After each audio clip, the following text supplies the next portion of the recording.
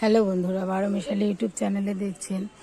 দেখুন বন্ধুরা, আমার অ্যালোভেরার গাছগুলো, এই অ্যালোভেরার গাছগুলো বন্ধুরা অনেকটা উপকারী ওষুধ হয় কিন্তু এই অ্যালোভেরার গাছের এই পাতাগুলো দিয়ে।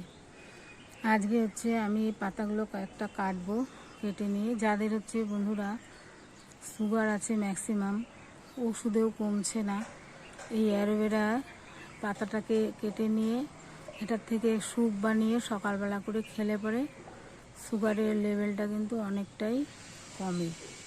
সেটাই আমি দেখাবো কীভাবে আমি স্যুপটা বানাবো বন্ধুরা, সেটা দেখাবো। চলুন কয়েকটা পাতা কেটে নিই।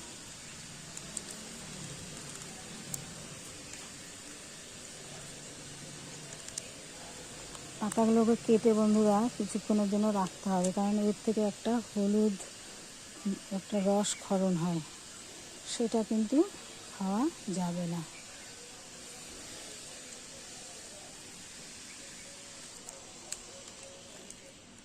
কত মোটা মোটা বন্ধুরা, দেখুন।